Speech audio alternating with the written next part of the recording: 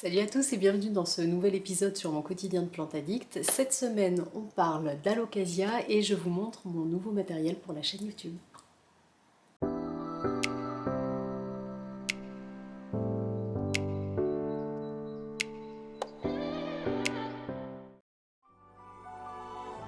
Alors, on débute ce vlog dimanche avec la nouvelle future floraison de mon amaryllis. C'est la première fois que j'ai cette plante, donc je savais pas que ça fleurissait plusieurs fois. J'avais eu des fleurs sur le bas. Elle est de couleur rouge très jolie et donc j'attends avec impatience la suite.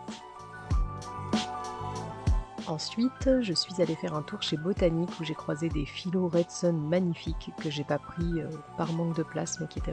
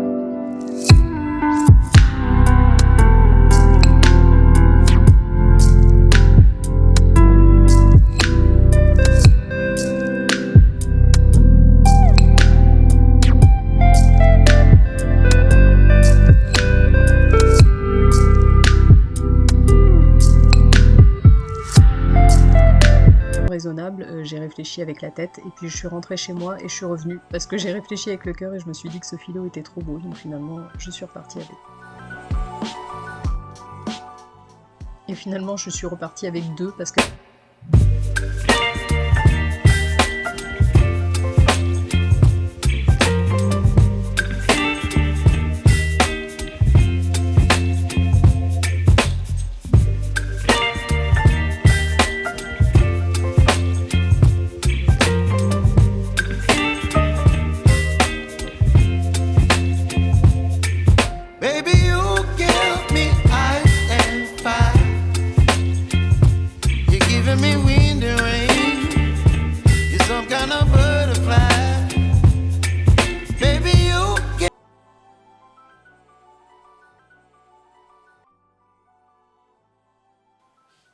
Coucou!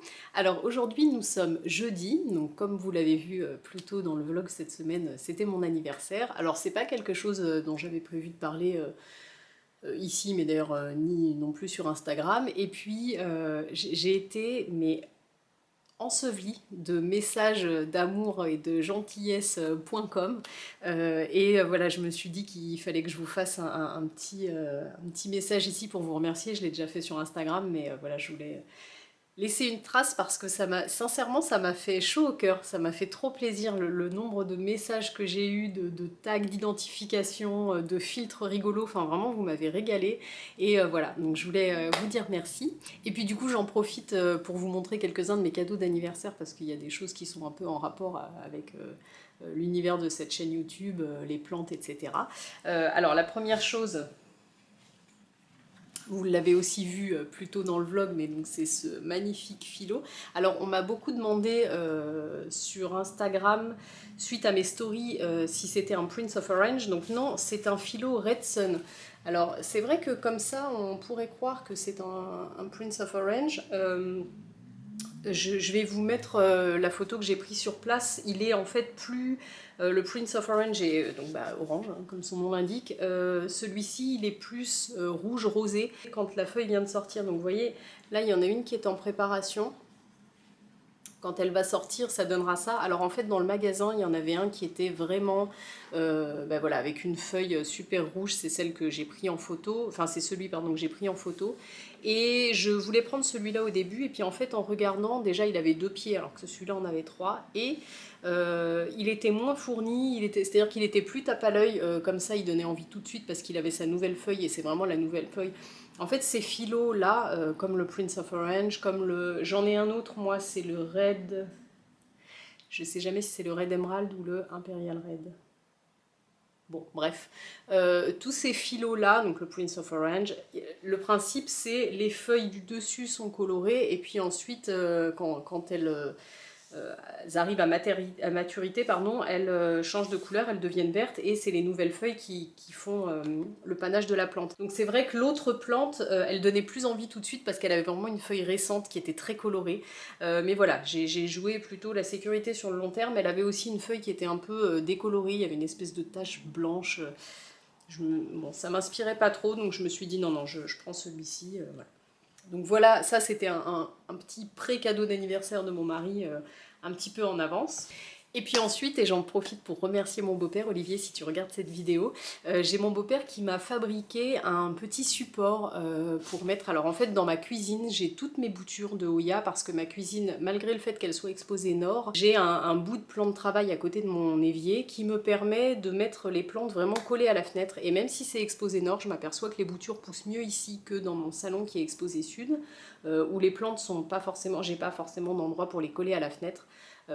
Et puis là, ça me permet, en fait, il y a plusieurs choses. Moi, j'ai pas de meubles devant les fenêtres, donc en gros, et j'ai des portes-fenêtres. Donc pour que ce soit collé à la fenêtre, eh ben, il faudrait que je les mette par terre. Bon, c'est pas possible de mettre un plateau comme ça avec plein de boutures. Et en plus, dans la cuisine, j'ai l'œil dessus. C'est vrai que j'ai tellement de plantes que les petites plantes, j'ai tendance un peu à les oublier. D'ailleurs, ça m'arrive quand c'est plus des boutures, mais des bébis que je sors donc de ma nurserie, j'appelle ça comme ça dans ma cuisine, et que je les intègre ici, et ben je les oublie un peu parce que les plantes d'ici, c'est vrai que je les regarde alors un peu à tour de rôle, mais en tout cas je fais surtout un gros check une fois par semaine, et sur des baby plantes évidemment une fois par semaine ça fonctionne pas, elles ont trop soif et voilà. Bon bref, donc tous mes bébés plantes sont dans ma cuisine, à côté de mon plan de travail, et jusqu'à maintenant j'avais un présentoir à gâteaux sur lequel je mettais mes boutures pour qu'elles soient juste à côté de la fenêtre. Mais aujourd'hui, je rencontre un problème, c'est que dans ma cuisine, j'ai une porte qui donne sur ma buanderie qui est mal isolée. Donc j'ai un air frais qui rentre et je me suis aperçue que toutes mes boutures se sont mises à végéter. Alors pour l'instant elles vont bien, elles se sont juste mises à végéter, mais je me suis dit si ça végète maintenant, j'ai de grandes chances quand même qu'en hiver j'ai des dégâts avec cet air froid, et donc j'ai souhaité leur mettre un tapis chauffant. Voilà, je me suis dit que pour passer l'hiver ça serait pas mal, c'est quand même des espèces rares que j'ai en bouture, c'est des cuttings que j'ai achetés durant l'été et le début de l'automne. Donc l'idée c'était de pouvoir leur mettre un tapis chauffant, sauf que sur mon espèce de petit plateau ça allait pas parce que c'était pas complètement plat, et je voulais bénéficier de la totalité du coin que j'avais, et c'était pas le cas avec mon petit présentoir. Donc voilà, mon beau-père m'a fabriqué un petit support pour mettre à cet endroit là, et voilà, je suis super contente, donc je vous montre ça. Et puis, je voulais aussi vous montrer, alors j'ai Anju, si tu passes par là, je te fais encore un gros bisou. J'ai une abonnée à l'origine qui est devenue ensuite une copine à force qu'on parle, voyez, voilà, il y a des gens comme ça avec qui on parle très régulièrement, et puis même si on se connaît pas, on peut pas parler de vraies copines, mais voilà, il y a quand même une affinité qui se crée, et voilà, moi j'appelle ça en général les plantes copines, donc c'est une plante et puzzle copine qui m'a envoyé un petit cadeau également. Alors c'est pas très plante, mais j'avais envie de partager ça avec vous parce que c'était vraiment trop sympa de sa part, et puis parce que je sais qu'elle regardera cette vidéo. Donc elle m'a envoyé un joli petit... Alors c'est même pas un pull, c'est une robe de Noël. Alors moi j'adore l'univers de Noël, l'univers de Disney, tout ce qui est un peu kitsch, tout ce qui est cocooning et tout ça. Voilà, donc là on est à fond dedans. Voilà, ma petite robe pull de Noël, alors ça m'a fait trop plaisir. Et puis elle m'a mis aussi des thés pour me faire découvrir la marque Daman Frères que je connaissais pas. Et d'ailleurs c'est rigolo parce que j'ai commandé un calendrier de l'Avent justement de chez Daman Frères, qu'on devrait recevoir prochainement, donc je vous montrerai ça aussi régulièrement dans les vlogs. Je voulais un petit peu découvrir les thés de chez eux, dont j'entends souvent parler mais que j'avais jamais eu l'occasion de goûter, et donc bah, là en fait elle m'a devancée parce qu'elle m'a envoyé plusieurs thés de chez eux, et alors du coup je suis encore plus impatiente de recevoir mon calendrier de l'Avent parce que les thés qu'elles m'ont envoyés sont fabuleux et je pèse mes mots. Alors il en reste plus beaucoup parce que j'ai déjà bien attaqué l'histoire. Mais alors je peux déjà vous dire que mon thé préféré de chez eux c'est le... Alors c'est pas un thé, c'est une infusion. Carcadet Passion Framboise. Alors celui-ci vraiment je vous le recommande. Enfin moi il m'a beaucoup plu. En fait quand j'ai ouvert le colis j'étais persuadée qu'elle l'avait parfumé. Je me suis dit tiens elle a un parfum un peu sucré, c'est sympa. En fait pas du tout, c'était ce thé, enfin cette infusion qui parfumait le tout. Voilà, si vous aimez les thés un peu fruités, alors là vraiment je vous le recommande, il est exceptionnel. Et puis elle m'a mis donc le thé Noël à Paris, donc c'est du thé noir. Alors moi je suis pas très thé noir, enfin si en fait c'est pas ça. J'aime les thés noirs mais souvent c'est associé à des agrumes et moi j'aime pas trop ça, les thés aux écorces d'orange, des trucs comme ça. Donc on va voir là d'ailleurs. Ah bah tiens il n'y en a pas pour une fois. Thé noir, arôme cerise, pain d'épices, amande amère et huile essentielle de gingembre et pétales de fleurs. Ah, ça va peut-être me plaire. Bon voilà, enfin en tout cas mon mari est fan de thé noir, donc sinon ça aurait été pour lui. Donc j'ai le thé noir Noël à Paris, j'ai le thé noir myrtille châtaigne. Je rigole parce que je viens de raconter une grosse bourde avant que j'ai coupé, mais n'importe quoi. Donc voilà, myrtille châtaigne, et j'ai, alors ça c'est son préféré, le Miss Daman, que j'ai trouvé très bon aussi. Voilà, enfin bref, en tout cas pour l'instant tous ceux que j'ai goûtés j'ai adoré, donc je suis super contente d'avoir un avant-goût comme ça, et je suis contente d'avoir pris mon calendrier de l'Avent là-bas. Voilà, donc ça c'était pour mes petits cadeaux et pour mon gros bisou à Anju.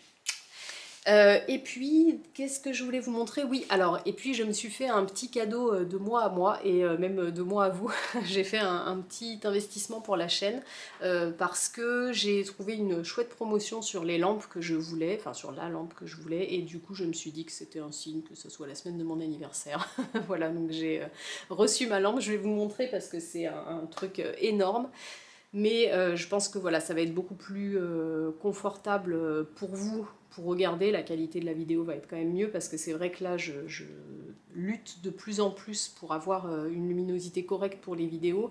Et aussi parce que pour moi, ça va être plus confortable pour plusieurs choses. En fait, aujourd'hui, je ne peux filmer qu'à un endroit dans mon appartement. Alors, en été, je pouvais un petit peu filmer à côté. Alors, c'est vrai que moi, j'ose pas vous montrer la totalité de ma maison, etc. C'est voilà, quelque chose que je préfère garder pour moi. Donc, j'ai sélectionné des endroits, mais il y en a quand même plusieurs dans lesquels je pourrais filmer. Et en fait, là, depuis que le soleil a un petit peu baissé, tous les autres endroits sur lesquels je filmais, je peux plus parce que j'ai plus assez de luminosité. Là, en fait, en ce moment, je peux filmer que comme ça, face à la fenêtre, collé à la fenêtre. En fait, actuellement, je vis la vie de mes plantes. Voilà, comme elle, je suis obligée d'être collée à la fenêtre et je peux pas bouger de cet endroit. Voilà, je trouve ça quand même plus sympa d'avoir, pour moi au montage et surtout pour vous quand on regarde, un peu des coins différents. Et aussi parce que du coup je suis très dépendante de la lumière, donc c'est-à-dire que je peux pas filmer le matin, je peux pas filmer en fin de journée, voilà, je suis obligée en fait de filmer directement quand je rentre, d'avoir déposé ma fille à l'école, c'est à cette heure-là que je filme, et si je veux faire 2 vidéos d'affilée, j'ai pas assez de lumière pour le faire. Enfin voilà, ça devenait un peu contraignant, et quand même à l'origine tout ça c'est plus du plaisir et je veux que ça le reste, donc voilà, j'ai décidé d'investir dans cette petite lumière. Voilà, donc du coup je vous montre ça, vous allez voir que je suis maintenant méga équipée, et voilà, c'était mon petit cadeau de moi pour moi. Voilà pour aujourd'hui. Aujourd'hui je vous montre le backstage Yaya Green Addict, donc voilà, moi en fait je filme d'ici et je suis assez dépendante de cette lumière, et donc à partir de maintenant, voilà, me voilà bien équipée.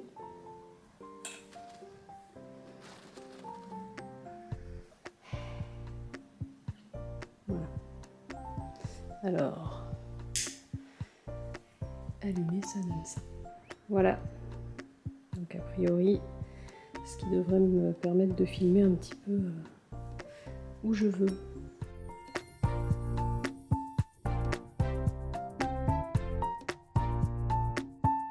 Je voulais aussi vous montrer le rendu une fois refroidi du baume à lèvres que j'ai proposé dans ma dernière vidéo Green Beauty. Je vous donnais la recette dedans et voilà, je voulais vous montrer qu'une fois refroidi, ça s'utilise comme un baume à lèvres qu'on achèterait dans le commerce et qu'en plus il est très efficace.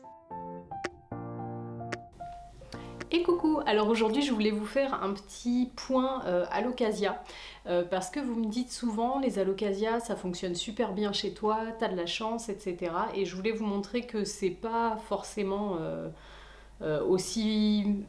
On peut pas forcément faire une conclusion aussi courte parce que c'est vrai que chez moi les alocasias ça fonctionne bien, j'en ai pas mal qui vont bien et pour autant j'en ai deux qui vont pas bien. Et pourquoi? Je leur apporte les mêmes soins. Alors bon, il y a une question de luminosité, etc., d'accord, mais les deux qui vont mal sont pas du tout au même endroit, notamment ma zébrina, là, qui est carrément collée à la fenêtre côté sud, donc c'est pas ça. Voilà, et puis je vais vous montrer aussi une dont je m'occupe pas du tout et qui va très bien. Donc voilà, c'est pour dire, je crois qu'on peut pas trop tirer de conclusion comme ça. Alors, pour commencer, on a ma zébrina. Donc pour ceux qui me suivent depuis le début, c'est une plante que j'avais achetée chez Plantes pour tous, qui m'a donné vraiment du fil à retordre au début de ma collection, parce qu'elle grillait une feuille, à chaque fois qu'elle en sortait une nouvelle, elle me grillait une ou deux feuilles, donc qui devenaient jaunes et puis qui tombaient. J'ai mis longtemps avant de trouver un équilibre avec cette plante, donc chez moi ce qui a fonctionné ça a été, alors je l'ai jamais rempotée, donc elle n'est pas dans un substrat idéal, je pense que je le ferai au printemps prochain, en invoquant tous les dieux des plantes et en ayant très peur. Pour l'instant, je ne l'ai pas fait, je lui ai mis un Oya. Voilà. Et ça a commencé à aller mieux quand je lui ai mis de l'engrais Osmocote. Donc vous savez, c'est de l'engrais qui est à diffusion lente et qui se gère tout seul, donc ça s'est très bien passé. Et puis là, quand je suis revenue de vacances, j'ai vu qu'elle commençait à avoir des feuilles qui recommençaient à jaunir. Voilà, j'en ai deux comme ça. Et là, je me suis dit, oula, il faut agir tout de suite, parce qu'avec elle, ça rigole pas. Je me suis dit, alors, qu'est-ce qui pourrait lui manquer à cette plante, qu'est-ce qui a changé, etc. Et en fait, j'ai réalisé une chose, c'est qu'elle est sous engrais Osmocote. Donc je vous l'ai montré plusieurs fois en vlog, c'est des engrais qui sont sous forme de billes enrobées et qui sont thermosensibles. Et qui se libèrent au fil des arrosages, mais surtout elles sont thermosensibles. Ça veut dire que sous une certaine température, l'engrais se libère plus. Et là, en fait, je pense que... Alors, tout ça, c'est mes analyses, mais il n'y a rien de... Il n'y a rien de plus que ce que j'en ai déduit moi-même, hein, voilà, donc vous le prenez avec le recul qu'il faut. Je me suis dit, donc là, il fait moins de 22 chez moi, donc à mon avis, l'engrais Osmocote ne se diffuse plus, et je pense qu'elle manque de soutien. En fait, comme au début, quand elle n'avait pas d'engrais, et qu'à chaque fois qu'elle sortait une nouvelle feuille, et ben, elle en sacrifiait une ancienne, parce qu'elle n'avait pas la force de supporter autant. Donc quand je l'ai eue, elle avait 4 feuilles, maintenant elle en a 6, donc ça lui réussit bien la manière dont je l'arrose et l'engrais. Et donc ce que j'ai fait, je lui ai mis du Plant Prod. Donc le Plant Prod, c'est un engrais qui est très fort, NPK 20-20-20 pour ceux qui connaissent, donc c'est vraiment un truc fort que je mets pas du tout d'habitude sur la zébrina. Alors attention, hein, si vous utilisez ce type d'engrais, il faut vraiment toujours bien mouiller la motte avant, il faut pas, surtout pas balancer ça sur vos plantes comme ça, vous allez brûler les racines. De toute manière, tous les engrais liquides, hein, quand vous utilisez un engrais liquide, il faut d'abord arroser la plante et une fois que la motte est bien mouillée, là on vient déposer l'engrais. Donc c'est ce que j'ai fait pour celle-ci, je me suis dit là il faut que je lui apporte un petit coup de boost et je pense que ça a fonctionné parce que, alors évidemment les parties jaunes ne vont pas redevenir vertes, mais ça s'est arrêté, le jaunissement s'est arrêté et elle a déployé sa nouvelle feuille. Donc j'ai tendance à me dire que c'était une bonne chose, voilà, bon, je vous donnerai des nouvelles par la suite, mais voilà. Donc on est quand même sur une plante qui on va pas dire qu'elle me pose souci, mais en tout cas elle me fait me creuser la tête, ça c'est sûr, et au moindre truc, enfin elle est vraiment hyper sensible quoi. À côté de ça, nous avons son bébé. Alors cette zébrina, c'est un bulbille de celle-ci que j'ai fait pousser donc au printemps ou cet été, je sais plus quand j'ai fait ça. Bon, et puis ça allait pas bien. Ah oui, alors j'avais fait pousser le bulbille en perlite vermiculite, tout allait bien, et quand je l'ai passé en substrat, ça n'allait pas, les feuilles commençaient à jaunir et tout ça. Bon bref, ça m'a un petit peu agacée et je l'ai mise dehors. Et ben ça a été clairement la meilleure chose que j'ai faite parce que à partir de quand je l'ai mis dehors, elle a fait des feuilles qui se sont mis à faire le double. Avant elle faisait des toutes petites feuilles, vous voyez, quand vous faites pousser des bulbilles, au début c'est tout petit. Là elle a grossi. Alors je l'ai mise dehors en plein été, donc elle s'est pris le plein soleil. Là on est au mois de novembre, mi-novembre passé. Elle est toujours dehors, donc on a le matin j'ai 7-8. Alors je sais pas la nuit à combien ça descend, mais il fait quand même froid. Et voilà.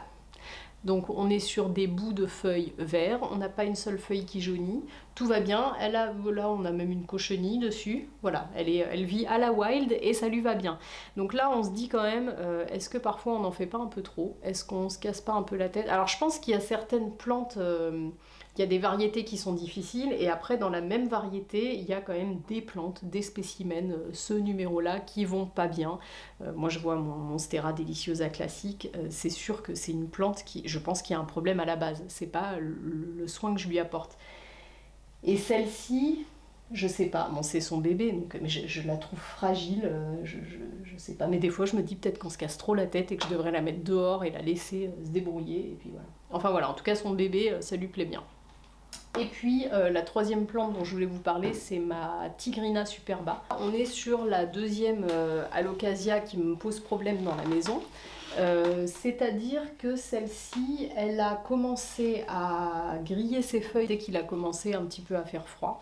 Donc j'imagine que c'est ça, et donc elle, ce que j'ai fait pour la relancer, je l'ai mise sur tapis chauffant, ce que je voulais pas faire, mais bon voilà, j'ai vu que j'étais en train de la perdre, et en fait depuis, bon voilà, là c'est la dernière feuille qu'elle grille, je pense que ça va s'arrêter là, ou alors elle va sacrifier ce pied-là, j'en sais rien, enfin en tout cas l'autre pied va très bien, et surtout, alors les feuilles se sont redressées, et surtout j'ai des racines qui se forment à nouveau, parce qu'en fait elle avait plus aucune racine. Elle a commencé par sacrifier toutes ses racines, et une fois qu'il n'y avait plus rien, les feuilles ont commencé à tomber, là je me suis dit oula, faut que je fasse quelque chose. Donc alors je lui ai pas mis d'engrais, hein. Il faut pas, quand on a une plante qui va mal, il faut quand même se rappeler que l'engrais c'est sur les plantes qui vont bien et qui poussent. Il faut pas se dire ma plante va mal, je lui mets de l'engrais, elle va aller mieux, ça va pas aller du tout. Donc là j'ai essayé de comprendre pourquoi elle dépérissait, je pense que c'est la chaleur, et a priori ça devait être ça, parce qu'en la mettant sur du chaud elle repart. Donc vous voyez, j'ai des racines qui recommencent là. Alors celle-ci, j'espère que c'est ce pied là qui va pas bien, j'espère, et sinon hop, là j'ai plein de racines pour ce pied là, j'avais plus une seule racine, hein. Donc bon, c'est qu'elle est repartie, mais ça soulève un autre problème, c'est que je me dis du coup là en fait on est parti pour un hiver sur un tapis chauffant, c'est exactement ce que je voulais pas faire. Alors en fait les tapis chauffants j'en ai acheté un donc pour mes boutures, parce que là c'était pas possible, et puis en plus j'ai certaines boutures de Hoya qui valent cher, donc c'était pas possible qu'elle passe l'hiver sans, ça me dérange moins. L'année dernière j'avais une serre chauffante, donc bon l'un dans l'autre, voilà. Par contre les grosses plantes, c'était pas trop prévu au programme qu'elles passent l'hiver sur un tapis chauffant, et là je me dis, alors je suis quand même contente, ça la sauve, etc. Quand même ça m'a embêté de la perdre, mais je me dis si elle commence à s'habituer au tapis chauffant, à mon avis je vais pas pouvoir l'enlever de l'hiver, quoi. Je vais essayer, hein, quand elle aura un beau système racinaire, de l'enlever petit à petit. On va voir. Je lui avais même acheté un petit support pour pas qu'elle soit posée directement sur le sol, mais moi j'ai pas l'impression que ça soit la solution. Voilà, bon. On verra. Alors j'en profite aussi pour vous répondre à une question que vous me posez souvent sur Instagram, pour ce qui est de l'engrais et des plantes en hiver. Alors encore une fois, il faut prendre ça avec tout le recul nécessaire. Il y a des comptes qui sont beaucoup plus calés que moi pour vous donner des renseignements comme ça techniques, et en plus moi c'est le premier hiver que je vais passer avec autant de plantes, donc en fait je vais rien faire de plus, appliquer les conseils que j'ai lus dans des livres et vus sur divers comptes, et puis qui me paraissent logiques. Je pense que ce qu'il faut, c'est observer ces plantes. Les plantes qui se mettent à végéter, qui poussent plus, ça sert à rien de leur mettre de l'engrais. Par contre les plantes qui sont en train de pousser, et je l'ai vu sur ma zébrina, vous voyez, j'avais pas prévu du tout de lui mettre de l'engrais, en plus c'est pas la saison, etc. Et puis je me rendais bien compte que la feuille qu'elle était en train de sortir sortait pas, je lui ai mis de l'engrais et puis la feuille est sortie. Donc c'est pas pour rien. Moi je pense que ce qu'il faut faire, c'est bien observer ces plantes. Celles qui continuent à pousser, eh ben, il faut leur mettre de l'engrais. Par contre, de toute manière, les plantes boivent moins. Alors chez moi c'est pas encore le cas. Chez moi elles boivent encore autant, qu'elles poussent moins, j'ai moins de feuilles, de nouvelles feuilles, mais elles boivent autant. Mais je pense que ça va réduire. En fait, il faut observer si elles boivent moins, et ben, il faut les arroser moins souvent. Ça, c'est vraiment important parce que ça va éviter de les noyer en les arrosant trop en hiver. Et puis, eh ben, du coup, on espace. Si on avait l'habitude de les arroser toutes les semaines et de leur mettre de l'engrais toutes les semaines, et ben là, si on doit les arroser toutes les 2 ou 3 semaines, on met de l'engrais seulement aux arrosages.